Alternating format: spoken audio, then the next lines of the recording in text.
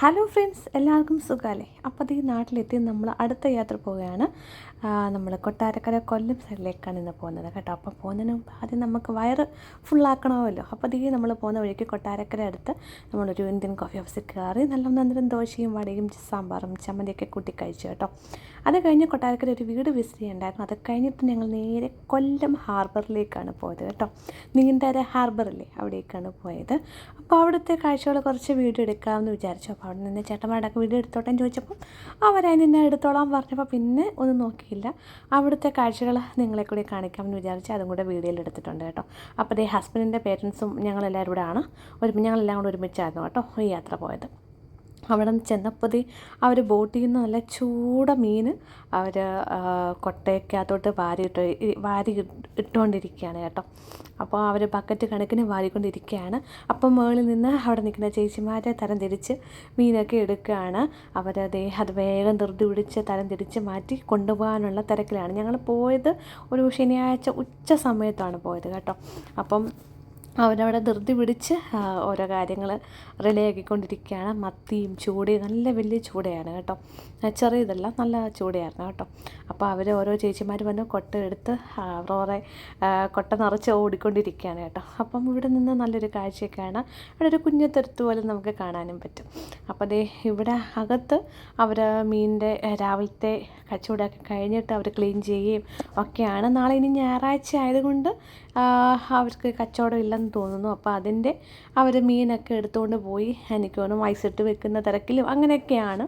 അവിടെ ക്ലീനിങ്ങും ഏകദേശം അവിടുത്തെ കച്ചവടം കാര്യങ്ങളൊക്കെ കഴിഞ്ഞായിരുന്നു ഞങ്ങൾ ചെന്നപ്പം.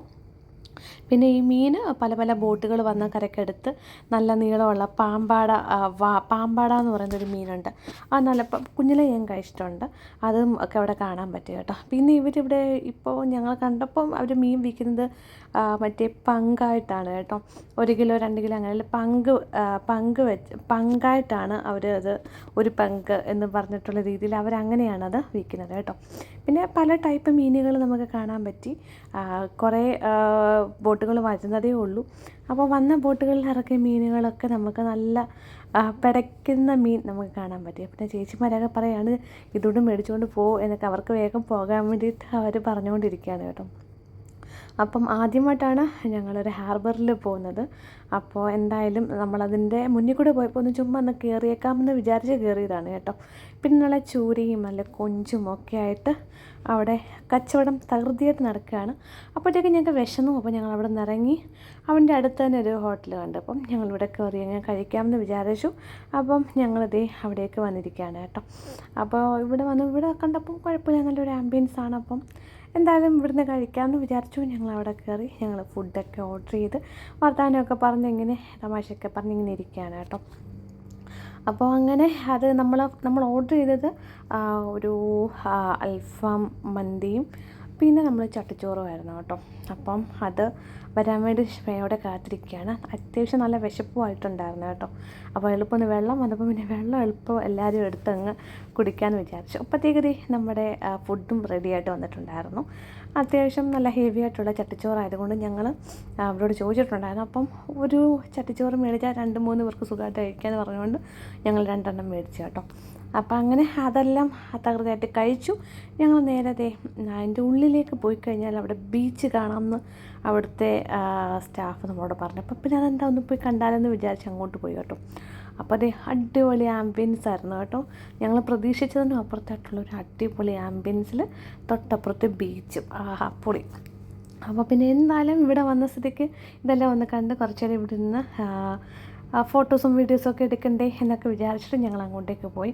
അത്യാവശ്യം നല്ല തിര ഉണ്ടായിരുന്നു കേട്ടോ. ആ തിരയുടെ സൗണ്ട് കേൾക്കുമ്പോൾ എനിക്ക് പണ്ടേ തിരമാലയുടെ സൗണ്ട് കേൾക്കുന്നത് ഭയങ്കര പേടിയാണ് കേട്ടോ. എനിക്ക് വെള്ളം ഇഷ്ടമാണെന്ന് ചോദിച്ചാൽ ഇഷ്ടമാണ്. പക്ഷേ അത് കാണുമ്പോൾ ഈ തിരമാലയൊക്കെ കാണുമ്പോഴത്തേക്ക് ഒരു പേടിയും അതിൻ്റെ സൗണ്ടാണ് പ്രത്യേകമായിട്ട് പേടി തോന്നിപ്പിക്കുന്നത്. അപ്പോൾ അത്യാവശ്യം നല്ല തിരയുള്ള സമയമായിരുന്നു.